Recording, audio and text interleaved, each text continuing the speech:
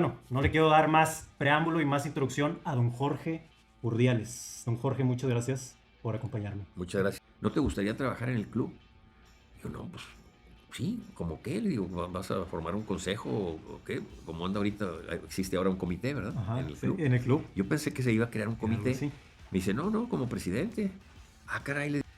Entrevistamos a varios entrenadores que habían sido, vamos a decir, entrenadores de selección nacional. A De Elite. Manolo Lapuente, a Ruggeri, a Alfredo Tena, no Alfredo, Luis Luis Fernando. Fernando Tena, eh, y a Pasarela. Ya, Daniel. Entonces, a Daniel Guzmán también. Total que decidimos por Daniel, y Daniel aceptó. Se formó el equipo de la segunda división de Tigres, porque se construyó el estadio universitario Ajá, y sí. no tenían equipo. El Monterrey lo inauguró y Sí, el sí, Monterrey claro, jugó ahí. Monterrey estuvo ahí. Alberto Santos decidió cambiar el equipo del TEC a la Uni. Sí.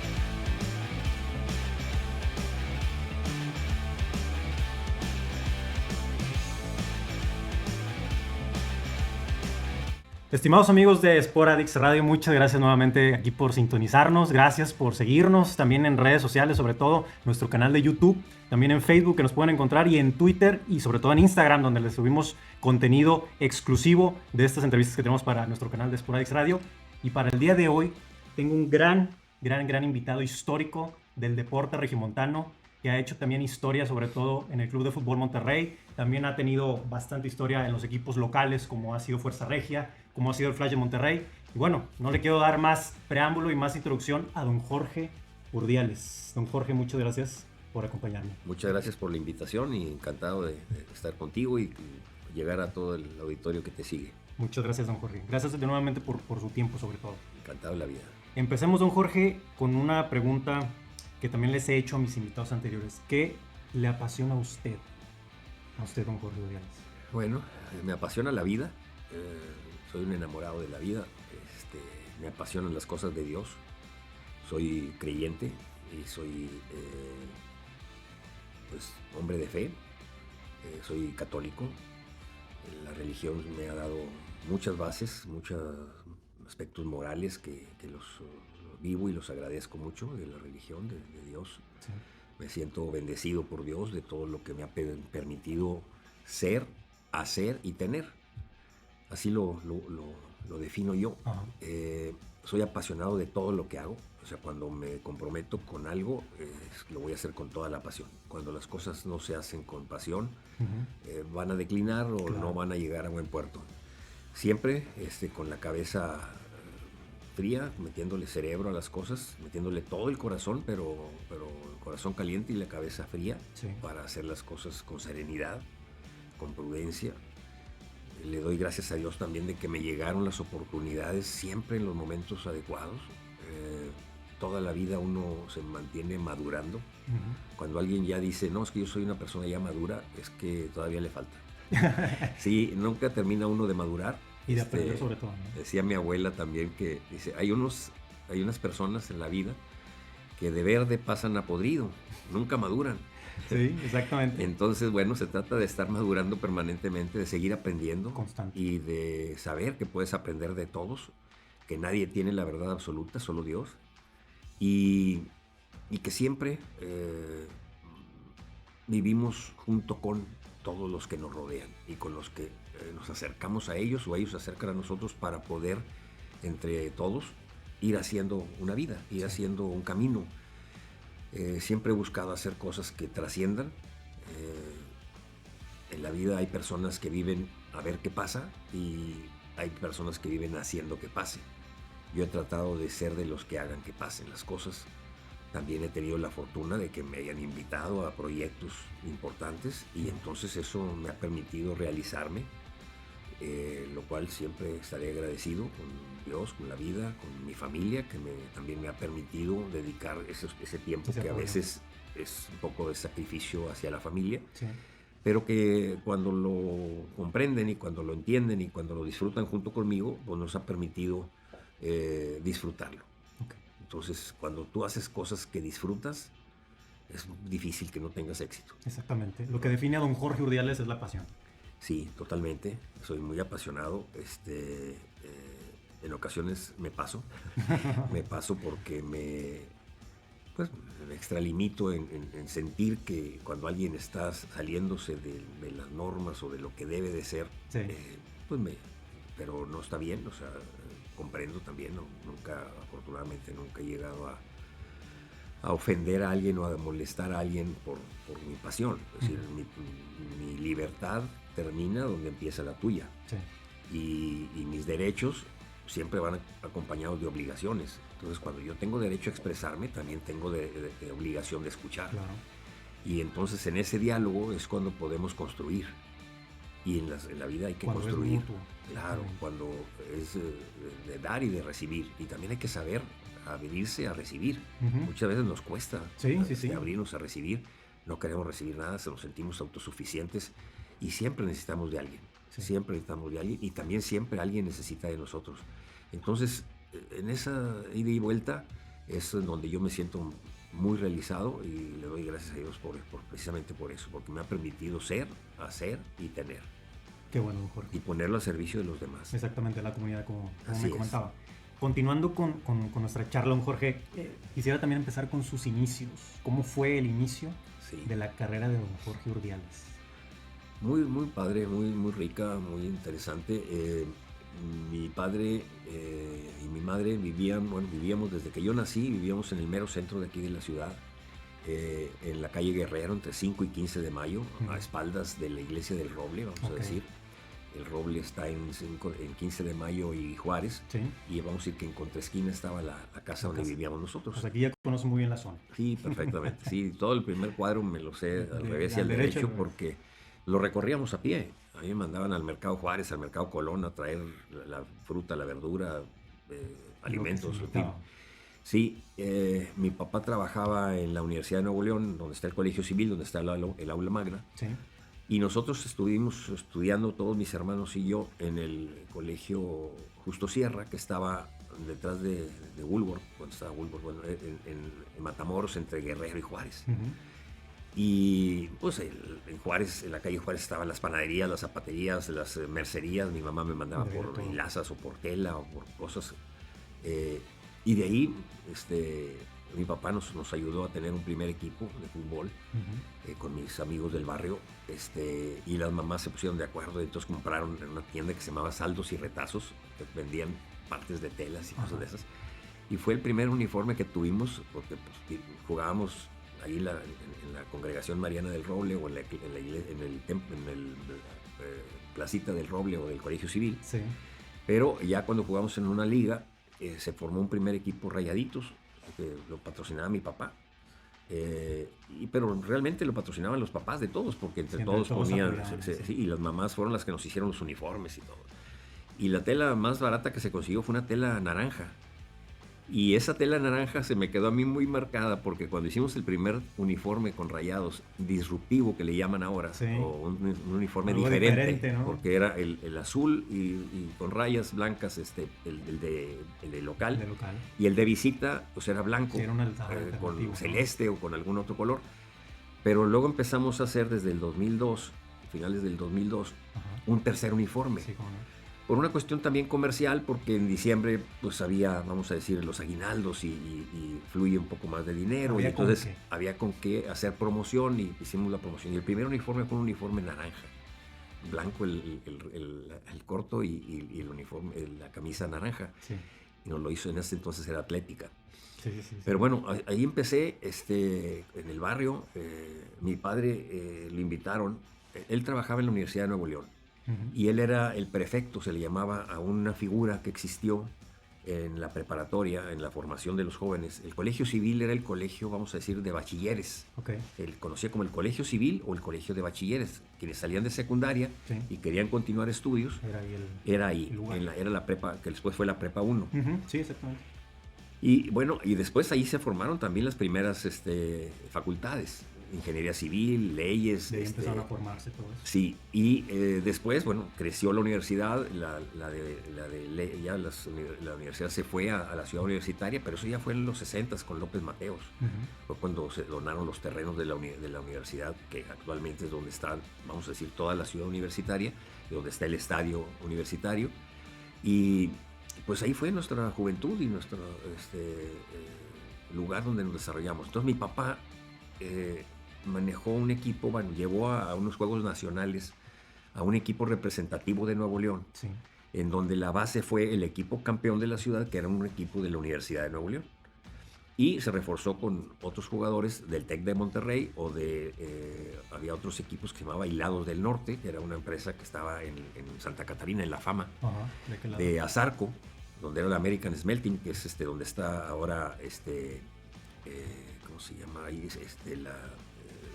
La plaza esta. En Ruiz Cortines y Guerrero. Guerrero, sí, Sí, donde estaba Céntrica, ¿no? donde está Céntrica ahora, Ujú. que ahí pudo haber sido el estadio, pero como estaban contaminados por el plomo de esa empresa, Ujú. no se construyó ahí, o se desechó ese terreno, Esa ahí.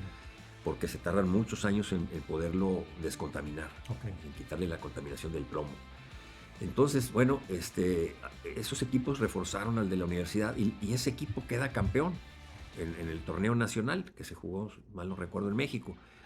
Y ya había habido el intento en 45-46 Ujú. de que jugara, y en ese entonces no había segunda división, entonces llegaron directo a primera división. Fue directo. Pero los equipos del Bajío y de Guadalajara y de México no querían venir a jugar a Monterrey porque les quedaba muy lejos. Ah.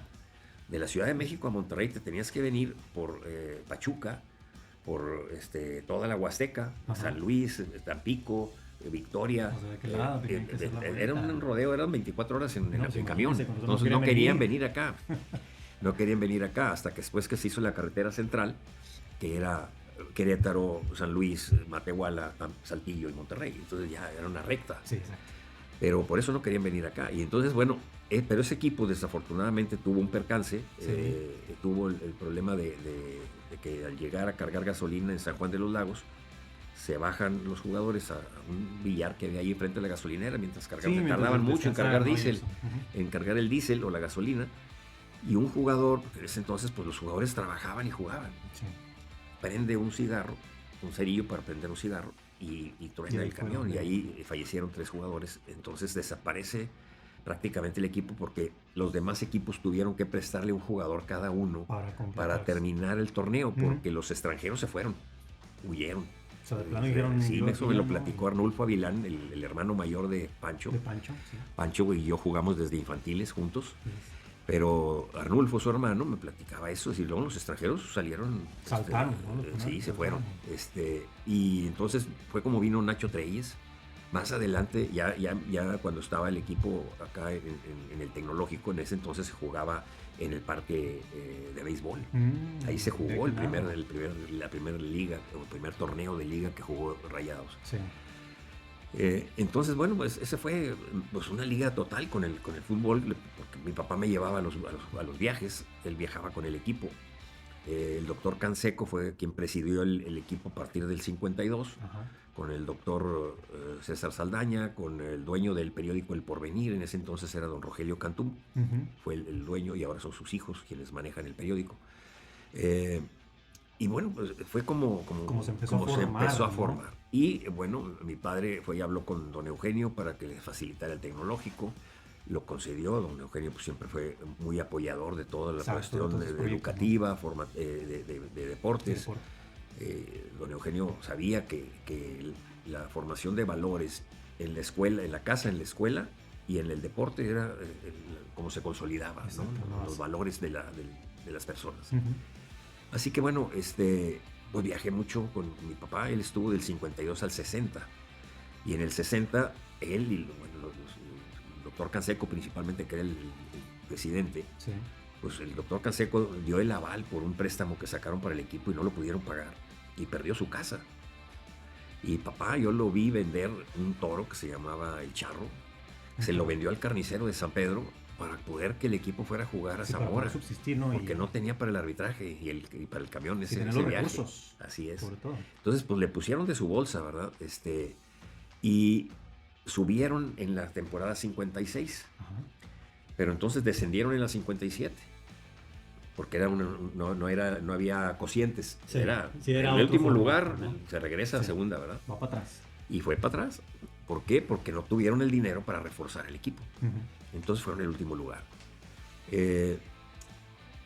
cuando vuelven a meterle dinero y a reforzar el equipo y lo ascienden ya en el 60, Sí. porque en el 58 se perdió contra Celaya, contra Tampico, el otro fue contra Celaya y el otro se le ganó, el último ya se le ganó al Celaya el ascenso, en el 60, y ahí ya hablaron con los principales dueños de las empresas de Monterrey y les dijeron, oye, quédense ustedes con el equipo porque nosotros no tenemos los recursos para sostenerlo. Sí. Y entonces nos va a pasar lo mismo, nos vamos a regresar a segunda división. Y ya la gente pues ya estaba empezando a meterse fuerte con el fútbol, porque todavía hasta el 60 era más beisbolera que futbolera. Sí.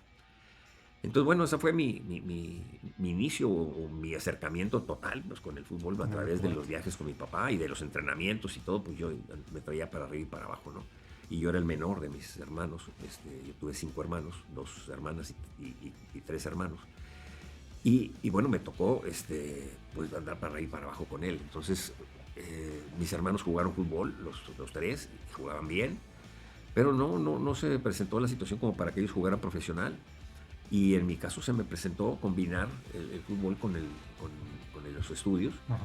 Y pude hacer una carrera. Estuve en Rayados del 6-2 al 6-7. Luego ya decidí no seguir porque ya trabajaba yo en una empresa importante de Monterrey, que era Celulosa y Derivados, CITSA. Y en segunda, y los viajes muchas veces se jugaba entre semana. Y hubo una propuesta de Irapuato para que yo me fuera a jugar allá. Y como en ese entonces no había cambios, los cambios vinieron hasta el 70. Ok. Sí, con el Mundial del 70. Entonces era no había cambios. Entonces, pues el titular era el Gallo Jáuregui. ¿Sabes cuándo iba a jugar yo? Pues nunca. Imagínese. Me tocó jugar un par de partidos nada más cuando el Gallo estaba en la selección. Sí. Pero había un torneo de reservas que se jugaba como se juega la sub-20 ahora, que se juega con el mismo calendario. Pero en aquel entonces se jugaba 2 horas antes del partido. Y pues no había prórrogas, ni tiempos extras, ni nada de eso. Entonces se jugaba, por decir, a las 10 de la mañana y a las 12. O a las 3 de la tarde y a las 5. ¿Verdad? Sí. Pero se jugaba en torneo de reservas y jugábamos todos los equipos contra todos, igual que el primer equipo. Y lo mismo, viajábamos pues, todos en un solo camión. Hacíamos viajes muy largos para ir a Veracruz. Ya entonces se empezó a manejar la cuestión del ferrocarril. Había un tren rápido que pues, rápido hacía como que era su tiempecito, 15 horas a México. Exactamente. Sí, salía a las 6 de la tarde de aquí y llegaba a las 9 de la mañana al día siguiente a México.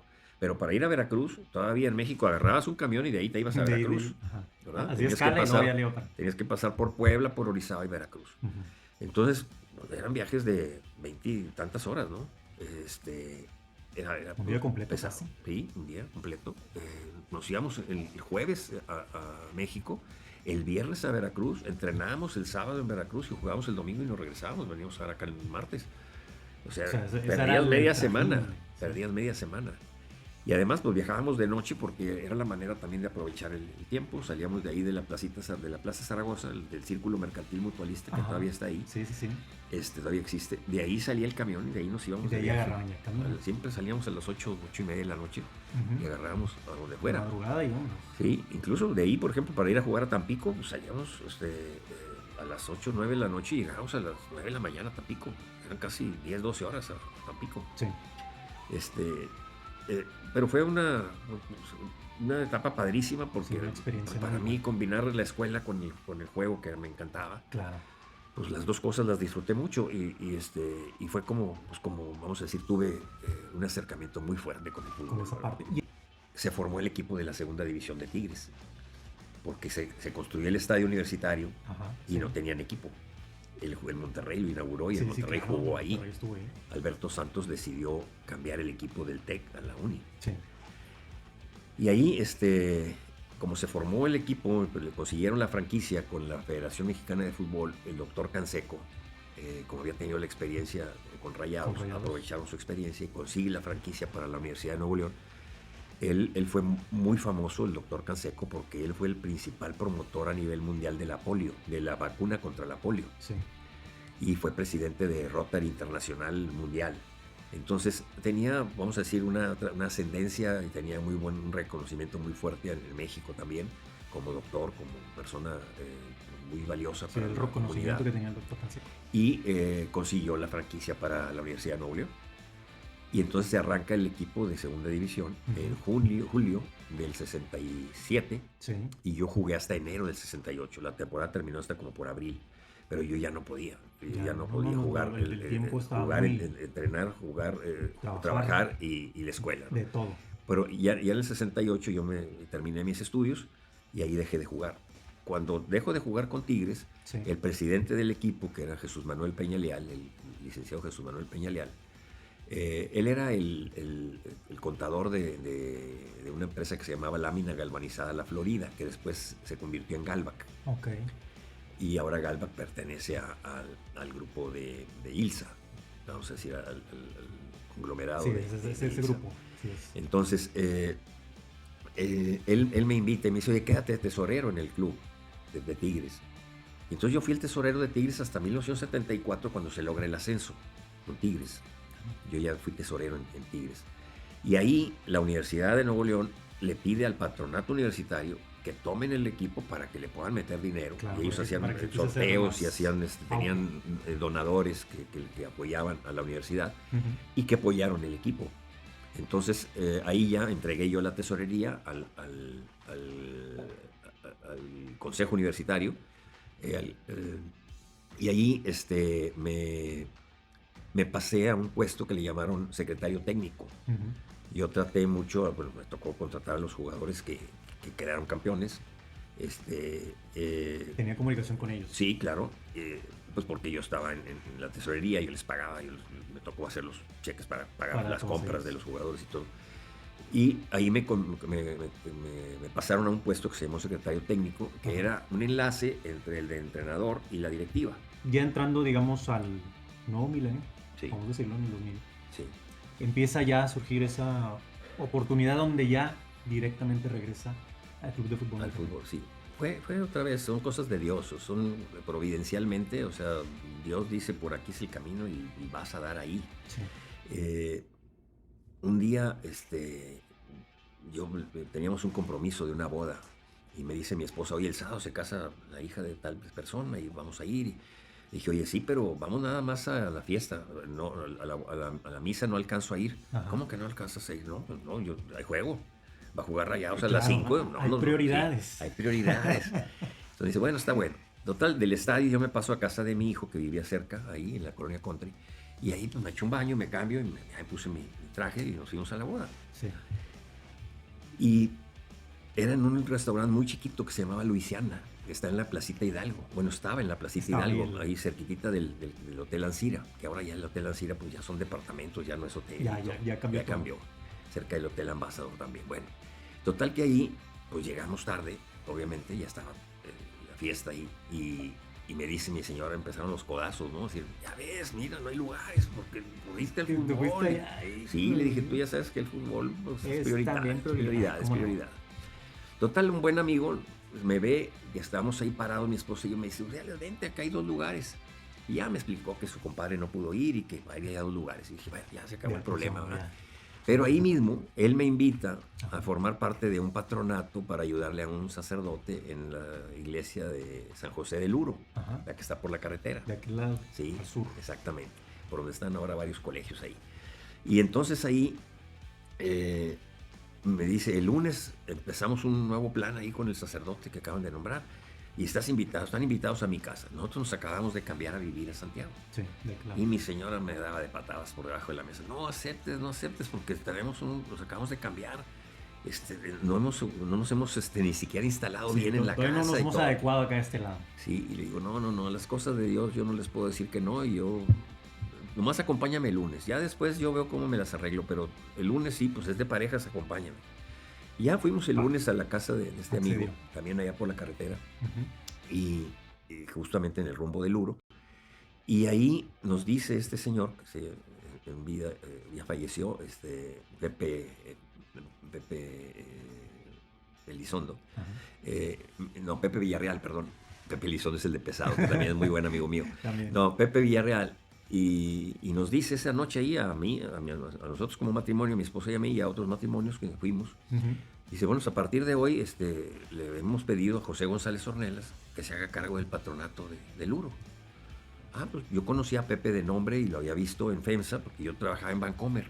Y Bancomer, que ahora es BBVA, Pues era de FEMSA, era propiedad de FEMSA. Era parte de. Sí, entonces yo ya tenía pues, algunos años ahí. Estoy hablando de que esto fue en el 2000, en el año 2000. Y pues a partir de ahí empezamos a tener juntas semanales, y luego quincenales, y luego ya mensuales con los que formamos el patronato. Con el grupo. Sí, y en ese entonces Pepe había estado ligado como representante junto con Carlos,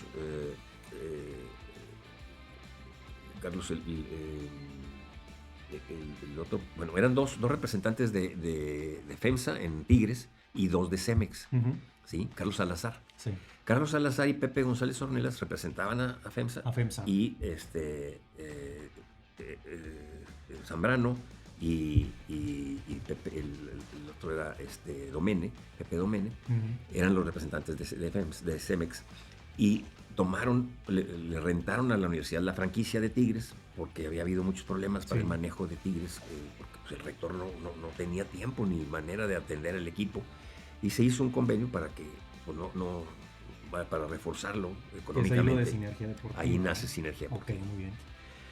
Pero cuando se emproblema el Monterrey, cuando el tiempo el problema financiero que tuvo. El problema financiero que tuvo con la empresa de Jorge Lankenau. Jorge Lankenau hizo cosas muy futuristas, muy fuertes, muy buenas, hizo cambios, le metió muy fuerte a la mercadotecnia al fútbol. Creó los superpalcos en el tecnológico. Era visionario. Sí, muy visionario. Creó un lugar para entrenar allá abajo de la Cola de Caballo. Muy bien, muy adelantado a su época.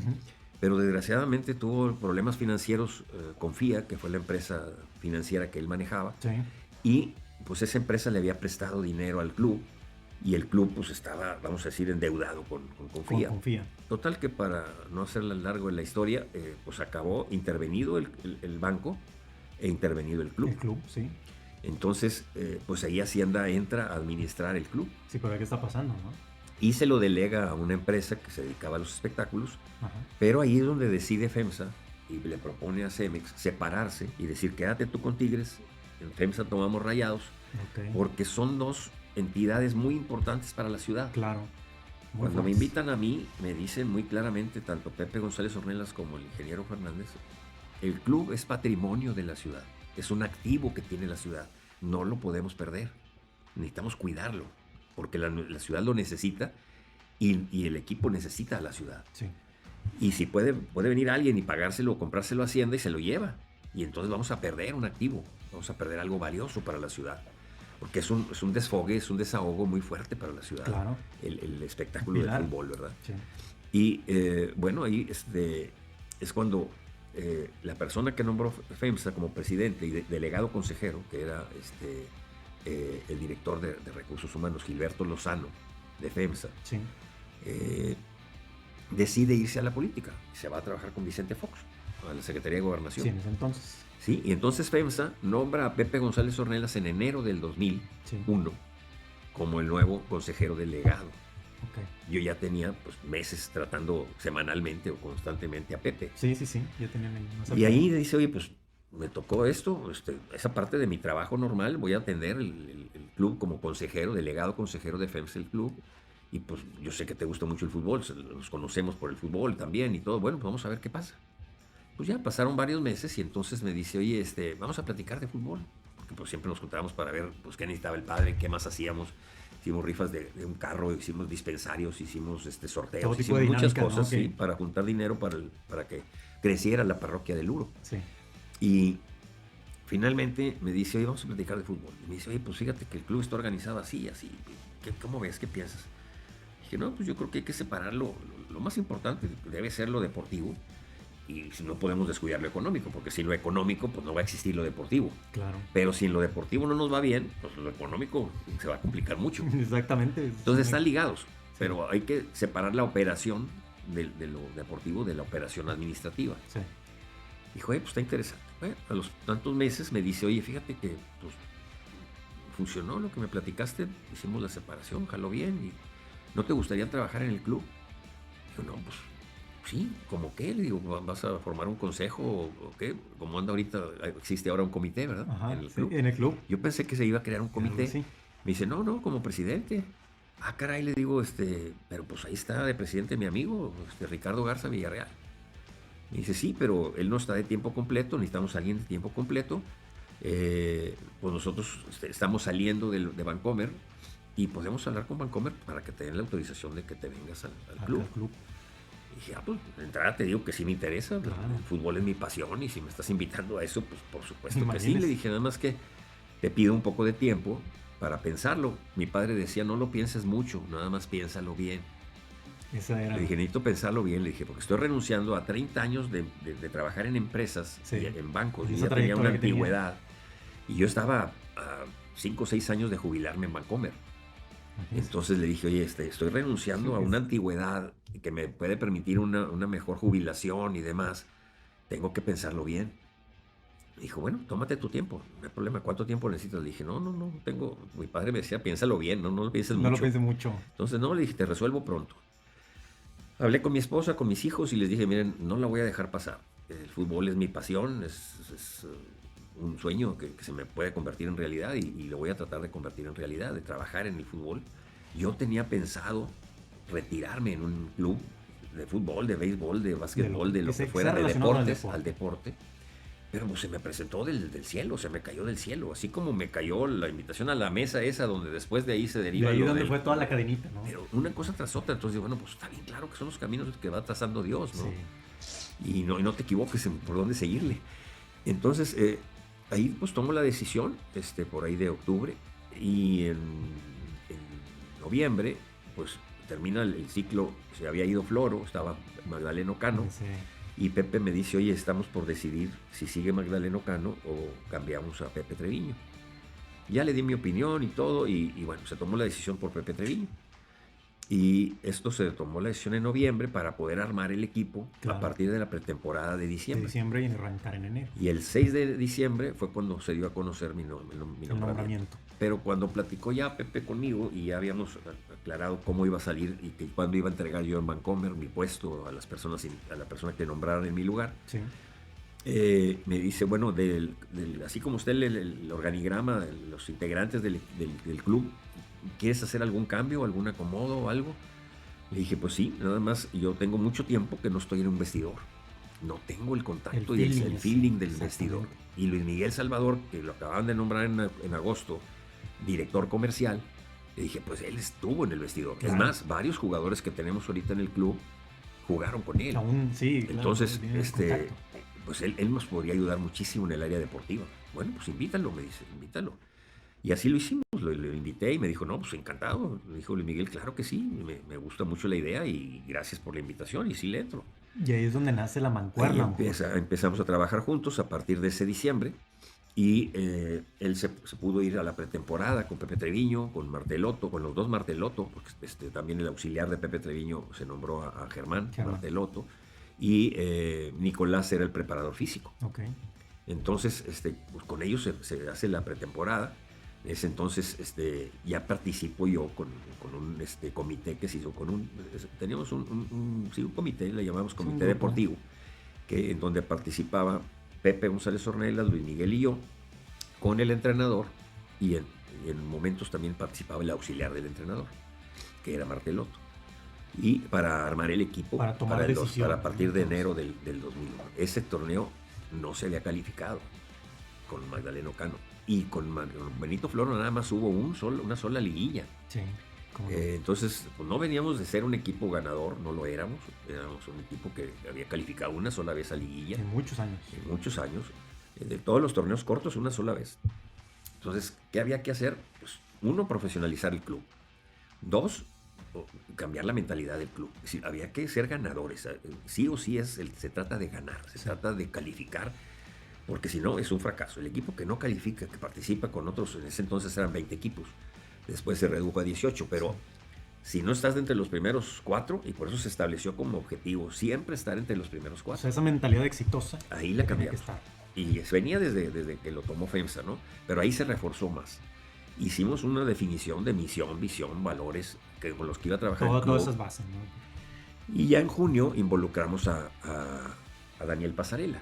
porque también la decisión primera que tomamos cuando no se pudo calificar, que a mí me dolió mucho porque Pepe Treviño había trabajado muy bien ese año, pero se nos lastimó Ricardo Martínez del talón de Aquiles, portero. Sin embargo, vamos a decir, no dejamos de calificar por Ricardo Martínez, porque Juan de Dios Ibarra hizo una gran temporada cuando se lesiona él. Sí. Y se quedaron él y el suplente del Gato Ortiz. Yes. Entonces, sin embargo, pues no calificamos. Hicimos 21, 22 puntos y no calificamos. Entonces ahí analizamos la situación y dijimos, necesitamos a alguien que los jugadores lo vean para arriba. Que una lo vean jerarquía. Con una jerarquía, que tenga una trayectoria, como había sucedido con Floro. Sí. Sí, Floro venía del Real Madrid. El historial, ¿no? Floro venía del Real Madrid. Entonces, entrevistamos a varios entrenadores que habían sido, vamos a decir, entrenadores de selección nacional. A Manolo Lapuente, a Ruggeri, a Alfredo Tena, no Alfredo, Luis Fernando Tena, y a Pasarela. Entonces, a Daniel Guzmán también. Total que decidimos por Daniel, y Daniel aceptó. Daniel tenía un contrato que terminaba en junio con el Parma de Italia, pero ya no estaba dirigiendo porque hubo un rompimiento con el Parma. Pero estaba libre. Y entonces él nos pidió pues que su cuerpo técnico ya no tenía vínculo con el Parma, pero él sí. A sus auxiliares lo liquidaron, pero a él le siguieron pagando por mes. Entonces no podía dirigir hasta que no terminara su contrato. Y ahí fue que la pretemporada la hicimos sin Pasarela. Claro, Pasarela estaba, vamos a decir, dirigía a sus auxiliares desde fuera. Claro, ya tenía todo el trabajo, ¿no? Pero no podía estar visible. Sí. Entonces la pretemporada en Cancún, ahí entrevistamos a Daniel y le encantó el hotel y le encantó la ciudad de Cancún y todo lo que está alrededor de Cancún. Y se decidió porque ese hotel era el único que tenía una cancha para entrenar. Sí. Se llamaba el Iberostar. Hilton, y después cambió a Iberostar. Y ahí se dijo, bueno, sí acepto el contrato que me están proponiendo, pero la pretemporada la hacemos aquí. Sí, claro que no hay problema. Y desde entonces quedó establecido. No sé si ahora ya hayan cambiado de hotel o lo que sea, pero porque ya hay varios hoteles en Cancún que dejaron una cancha. Sí. Porque los equipos pues, van a ir a prepararse y todo, ¿no? Y mucha gente piensa que los jugadores van a ir de vacaciones. A vacacionar, ¿no? A tomar y es una friega, pero dura, porque son de 3 y 4 jornadas diarias las que se entrena ahí, porque se trata de darle fuerza, resistencia, consistencia. Es todo un plan de trabajo. Todo un plan de trabajo muy fuerte para aguantar por lo menos hasta la primera parte del torneo, bueno, el primer torneo, que sería el de apertura. En fin, fue como se consolidó ya el plan de empezar con Pasarela.